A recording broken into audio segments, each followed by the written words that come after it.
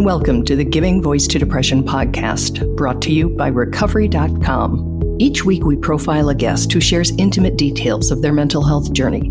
They share because they understand that when people don't talk about their depression or other mental health conditions, those of us who struggle with them can feel like we're the only ones, that there's something wrong with us, instead of understanding that we have a common and treatable illness.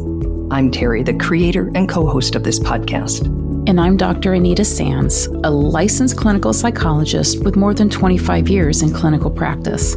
I know from both personal and professional experience how significantly mental health and other disorders can impact not just our lives, but those around us as well. By speaking openly and with the wisdom of lived experience, we help normalize conversations that are often avoided due to shame or stigma. Our episodes are honest and real, and we keep them hopeful because there truly is hope, despite what depression tells you. This podcast is brought to you by Recovery.com, whose mission is to help each person find the best path to recovery through a comprehensive, helpful network of treatment providers for both mental health and addiction treatment worldwide.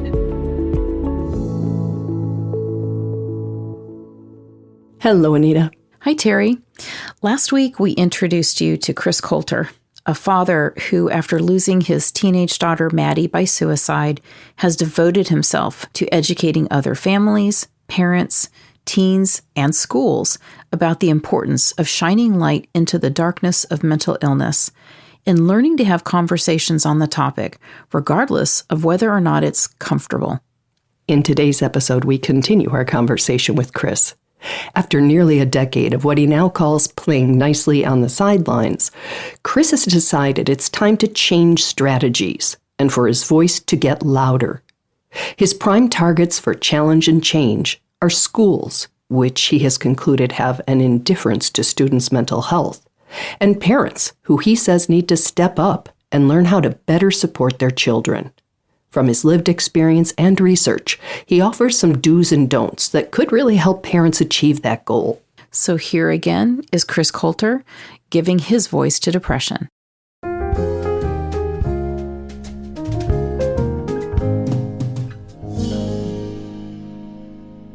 Since his daughter's death, Chris has used his experience and voice to break the silence about the prevalence and experience of depression and other mental health disorders and their connection to suicide risk.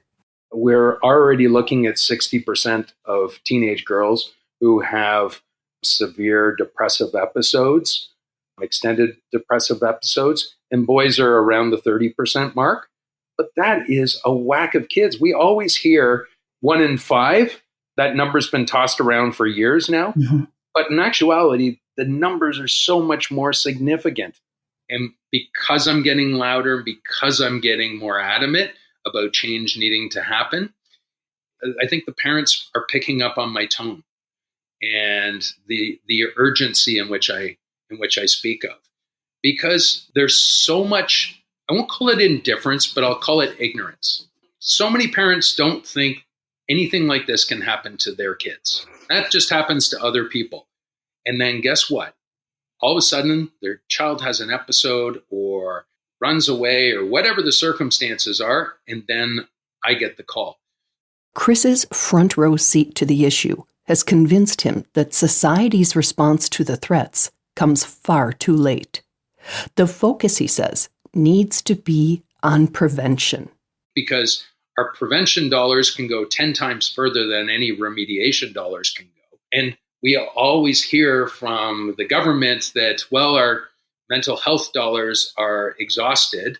Like, yeah, well, if we stopped dealing with the knee-jerk reaction to all this and we started to put some of this proactive measures in place, you'd see a definitive decline as far as the number of incidents that people are actually dealing with. What are some examples of measures that would have made a difference to your daughter and to other people like her who are in school and are struggling with depression and other mental health challenges? Well, I think first and foremost, kids need to understand their emotions. It's very complex. And not only emotions, but grief. grief is something that is seldom talked about. And I'm not talking about just the loss of someone you love. It could be grieving from moving schools or moving houses or changing hockey teams.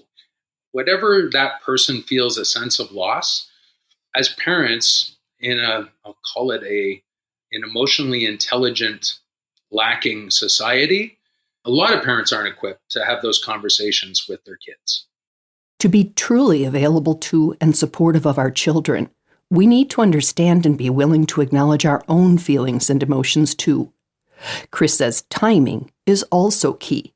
It makes no more sense to wait until someone is in a mental health crisis to learn what we can do to keep them safe than it is to wait until our house is on fire before heading to the hardware store to buy an extinguisher. The first thing to happen when your kid's in crisis, what happens? You're combing the internet, you're reading books, your YouTube channels, you name it. It's like, I got to get smart really quickly. Well, the way to get smart is when before your kid becomes challenged and struggling emotionally. A lot of parents, what they need to do is they need to put themselves in their kid's shoes. And if their kid is learning about their emotions, and I'm told that, guess what? There's a greater success rate if I have a higher level of emotional intelligence than even if I have an IQ, and it's a soft skill, or I'll call it an essential skill, meaning I can learn it, man, I would be all over that. I think parents have to be a little bit more proactive as it relates to their kids and their emotional development. Do you think that an unfortunate truth is that you understand that because you've lost a child and you maybe wouldn't have before then? Yeah, and that's why I'm out there crying from the rooftops about don't be naive. Don't think this can't happen to you, because it can. I was the exact same way. And just even learning about how to talk to your child when they're struggling. And as parents, there's nothing we wouldn't do for our kids, but at the same time, it is really difficult for us as parents to just sit and listen and not try to fix constantly. Oh, you got a problem? I'm going to look after that for you. I'm going to jump in and I'm going to make everything all right for you. Well, it doesn't work that way. Research proves that the act of listening, being a trusted person to whom someone feels safe sharing their experiences and feelings, in and of itself provides tremendous relief. Offering empathy is another key. Saying, that sounds really hard, or I think anyone going through what you're going through would feel something similar, or whatever affirming and supportive words come naturally, can keep the connection and the conversation, sometimes even the person, going. Another valuable lesson Chris learned and shares is the need to recognize and celebrate small wins. We as a society, we talk about being goal-oriented. We have these aspirations as far as where we want to get to. Often those goals, they're some idealistic future state. They are distant, so unattainable, it doesn't make you feel really good.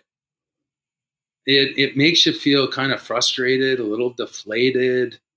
But if you look at where you are now compared to where you started, you can see the exponential growth and exponential wins that you've achieved. We don't focus on those wins. And I think by measuring backwards, it affords us the luxury of building our confidence, building our victories, building and celebrating what we've achieved. And I think that is so important for parents. Those little insights in celebrating and acknowledging them are so important to kids. A third parental pointer from Chris is the need to understand the difference between sadness and depression. Yeah, I think we all have sad days. Yeah. It doesn't matter who you are. I think it's a natural emotion. If your favorite sports team loses, or if you break up with your girlfriend or boyfriend, sadness is something that it's a part of life. And it's something that I think we all have to accept it to some extent. It's prolonged and extended bouts of sadness where someone can't pull themselves out of it. That's when they need help. Chris says pre-crisis help requires patience. While we may want to rush in and force a conversation to find a fix, it's often more helpful to take a different approach. I just kind of sit on the edge of their bed and just, okay, do you mind if I sit here? And sometimes I kind of lie back on their bed with them and just let the silence take over. And eventually they start to talk. Let them control the conversation, control the narrative, and all you do is you sit back and you listen. And if they ask your opinion, and sometimes they will, you kind of have a conversation about it, not tell them about it. I liked how you kept writing that when your daughter wasn't ready to talk or willing to talk at a particular time, that you respected that and said, when you are, I'm here. Yeah, I think you have to, right? And you can't be overly transactional, I find, with kids. When kids realize that if I'm doing something because I want something, that's transactional. Well, the parent is capable of doing the exact same thing under different circumstances, and they've got to be respectful. And those boundaries, yeah, they'll come down, but trust is something it's earned, right? And there's a lot of reparation that sometimes needs to be done with the relationship between parents and kids. And that doesn't come easily. We often use the term toolbox on this podcast, and I think it's a good thing to point out that you not only have to develop them, but sometimes you need to sort of step through what's in that and say, what have you done before that you know has worked? Yeah, and I think self-belief is really important. And if we're too busy fixing all these problems, how are the kids going to ever figure it out on their own? I think it's fine to assist them and help them arrive at their own conclusions, but I think it's no different from educational learning and adult learning. We retain so much more when we do things ourselves. And once we figure something else ourselves in a practical sense, you know what, we're going to be able to kind of navigate a lot better for future occurrences. And not only that, but it creates belief in oneself. Hey, you know what? I fixed this before. I can do this again. How bittersweet is it to come to this level of understanding and wisdom after the loss? Yeah, I often say I wish I had my skill set now. Yeah. But a lot of the skills that I acquired were as a result of my troubles and struggles with Maddie. And you dig deep when your child is in harm's way. While Chris's vulnerability, empathy, and care are on full display in his advocacy work, as we mentioned at the beginning of this episode, his frustration is now too. I'm pissed off. You know what? I tried to be congenial. I tried to be cordial. You know what? Nice people don't get heard. And I think there's an effective way to communicate. The other aspect is there's a big rallying cry amongst parents. They are frustrated because they don't know how to address it with their own kids. Not that for a second do I put all the blame on schools, because you know what? It's too complex an issue. Parents have to own their crap too. Chris's plan is to put public pressure on schools in Canada to have transparency and accountability for the mental health programs they offer, versus what he calls the complacency they now display. I want to measure the mental health facilities, resources for every single high school. And I don't want a self-assessment. I want the kids to do the measuring. And so now we're on this path to get kids to grade their school mental health programs. Parents believe what they hear from the schools, but now what they need to do is they need to start listening to their kids. And so what we hope to be able to do is we want to raise the threshold. We want to raise the benchmark of acceptability for mental health programs for kids in schools. And I'd love nothing more. If schools get scored a D, I want them to say, you know what? Our call to action is to improve this. We'll give them an audit and we'll say, this is what your kid said. And here are some resources available to you to be able to improve your score. So I think those who do a decent job right now will embrace it. So if the students themselves rate, for instance, their school at, you said, a D, why would the school change? I think because of public backlash. Because so the two corporate partners, okay. One's market research, another's a media company. It's got national distribution and is part of a big media network across Canada and throughout the world. Okay. So putting a little public pressure is going to force people to be accountable.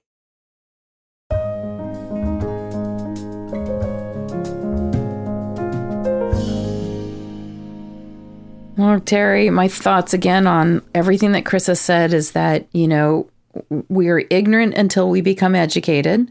And we've heard a version of that phrase that, when we know better, we should do better. Yeah. And I think if we don't try to do better, once we know better, then that's likely a choice, right? So I really do feel that Chris's frustrations with the school system and to some extent with parents, it's valid. Because we know that emotional intelligence and mental health support are critical for young people to be able to do well. And then in some circumstances, when there are mental health issues, it's not just important to do well, it's for them to survive. Right. And so if that's the case, if we know that this is so important, why, I'm with Chris, why is there so little interest or funding that we set aside for mental health support in the schools? Why is the mental health support generally the first thing, that gets axed if there's some other initiative or testing that has to be done? That's where kids are spending so much time, and we really have the ability, if we want to give them that emotional intelligence toolbox, all of the tools that are in that toolbox that could help them. I just also really love Chris's idea when it comes to schools in particular, of having students rate the schools. I think that makes so much sense, because if they're doing their own ratings, I get that, and I think that that's important. But we kind of want to know, what is it like to be a kid or a teenager in that school? Are they getting the emotional intelligence curricula? Are they getting the mental health support? How is bullying being dealt with? And to be able to get a school rating from the kids who are actually going there every day, even if the schools have, issues or questions about how valid it is, it could spark a discussion.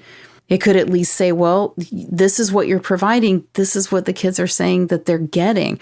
What's happening there? If there's a mismatch, what's going on? And I think about emotional intelligence, or understanding our feelings and our emotions and what's going on.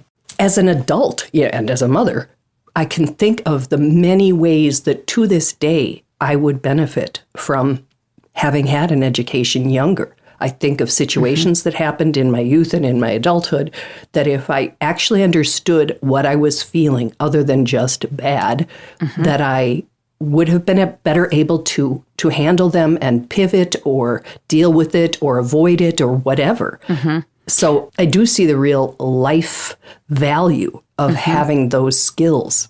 Yes, same for me. And I think one of the things he said that was really critically important was that there's a difference between sadness and grief. And again, we know as a culture, we're very uneducated about how to grieve and what would actually cause grief and what that looks like and how you manage that. And wouldn't it be wonderful if, kids were getting that education and that chance to practice it? Because kids experience so many losses and transitions that create grief, and they don't have the language, they don't have the words for it. Right. And yeah, so I completely agree with you. It's been my personal and my professional experience that if we had the language, if we had the toolkit for managing emotions, even if parents didn't have it yet, we still could have exposure for kids to know that and to learn that. I've watched parents learn that from their kids. Yes. So it can be that ripple that goes out in so many different directions. But yeah, schools would be the place that I would love to see that happen. Maybe we just need a more emotionally intelligent society in general to be able to see the value of that. But I would love for us to be able to get that message out, and for the people who, like Chris, who agree this is really needed. We could save lives. We could improve relationships. We could help kids manage stress and transition and grief and all kinds of, big T and little t traumatic situations if they had those skill sets. 100%. Thank you, Chris, for sharing some of your story with us and some of the many, many really hard-learned lessons that you have come across so that other families can learn. And I hope that somebody listening is involved with schools and can take this challenge and try to also maybe rate some of the schools in the U.S. where we're based. So I'd love to see some progress on that front. Mm-hmm.